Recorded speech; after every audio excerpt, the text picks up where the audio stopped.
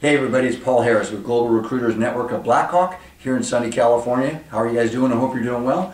As you may know, I run an executive search firm that specializes exclusively in the telecom sector with the primary niche of wireless infrastructure. We've got about 200 offices, but at our office all we do is telecom and wireless infrastructure. And last week I was at the DAS Congress in Las Vegas, otherwise known as the Distributed Antenna Systems and Small Cell Congress. And it was a great meeting, and in the next couple minutes I want to do my best to give you a real quick download of kind of what happened in case you weren't able to make it.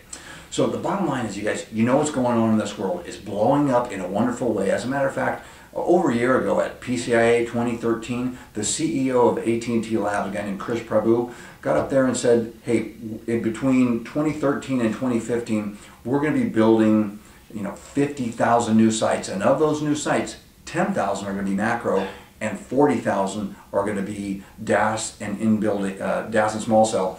And he basically said, hey, I've been in this for 30 years, I've never seen it growing so fast, and that's just kind of continued and got even better since he gave that speech. So this is what this was about.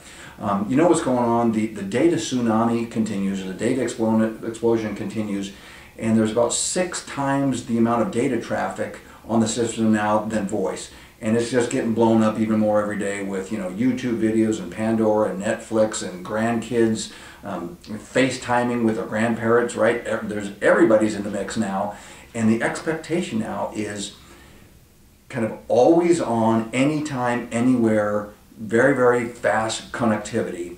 And how this relates to the DAS Congress is that 80% of data traffic is being originated from kind of inside the building. So the carriers need to fill in the macro system with an underlay of small cell and DAS to help with coverage and capacity, and also, of course, need to figure out the backhaul issue as well. So this is what this event was about. There was about 500 people. There was about 50 different companies. There was carriers and manufacturers and integrators and end users. And the interesting statistic there was almost 75% of the people that attended the show were first-time attendees, showing you how fast this thing is growing. By the way, I got my PG-rated pin from my buddies at Bird Technologies during the show. My type of comedy, by the way. Anyways, you guys, let me give you some of the downloads real quickly of some of the speakers. For example, Kashif Shakil from Ericsson, he's in charge of their small cell and Wi-Fi platform.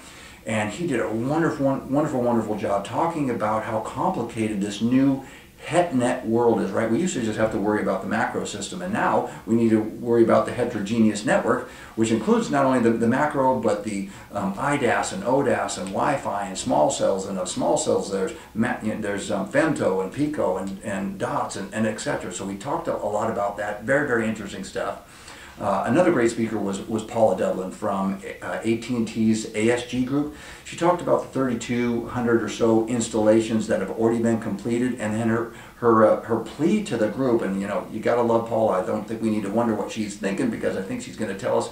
She did a wonderful job of just explaining, you guys. I think the quote was something like, don't build trash, right? In other words, the backwards ramifications of stuff not going right is could kill us all if we don't build quality systems. So she did a great job. Also, Semone was there. He's in charge of DAS for Verizon. And he was basically saying and reiterating that yes, the macro system is not going to be their focus. The DAS small cell world is going to be Verizon's focus moving forward, as they kind of do help with coverage and capacity on the fill-in.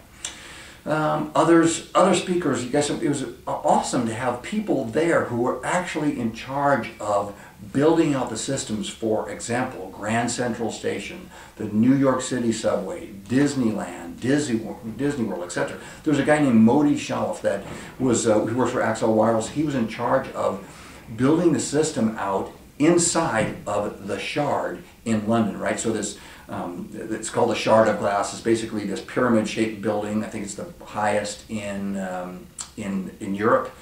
And his plea, or basically his coaching to the people in the room, and especially to CTOs, were to make sure that you take a long-term vision towards this and think long-term and over-provision to make sure that the system that you build is scalable and future-proof for what's coming in the future, which we may not be able to envision that right now. It was a great message he was sending to the group there.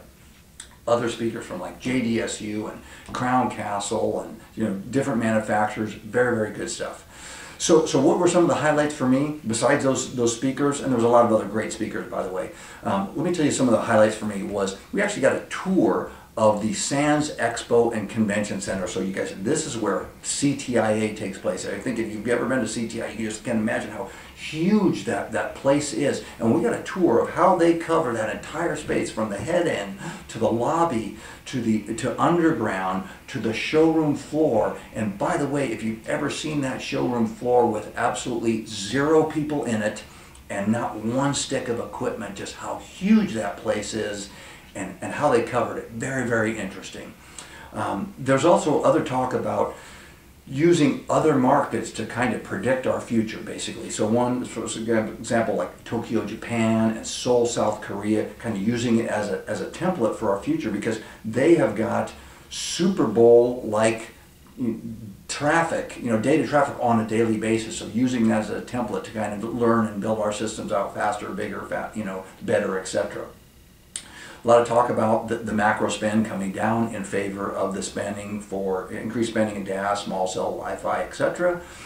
Then there's a lot of talk about, okay, all these systems, yeah, we get it, it's expanding, and all these, DAS and small cell, where are they actually going? The answer is, everywhere. Stadiums and airports and convention centers and hotels and campuses and apartments and shopping centers and dorms and hospitals and etc.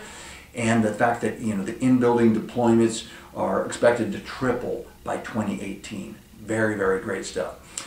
Another very interesting topic was, and several topics, who pays for this, right? Is it the carrier? Is it AT&T, Verizon, Sprint, T-Mobile? Is it the venue owner? Is it the apartment or dorm owner? Is it the enterprise, the actual companies that are getting into new buildings, etc.? And the answer is it's not incredibly well defined, and so that's why I think it was so interesting, and it's going to be more interesting as things go on. For example, one of the things was if you're a dorm room owner or a camp, of a campus or where these college students basically, or apartment owner, these kids are not going to go in and rent your place unless there's high bandwidth connectivity. So very, very interesting stuff. A lot of talk about the Achilles heel, so to speak, of LTE, which is PIM, right? Passive intermodulation.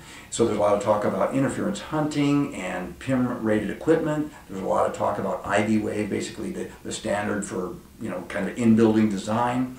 And then there was talk about, okay, what is the difference between a macro system and a small cell versus a DAS, and what is the difference? And there's a guy named David Wittwer from Galtronix got up there. He had a great matrix that made it really, really easy to understand, and hopefully that's going to be posted on the DAS and small cell website soon. If not, just give us a call and I'll get that to you.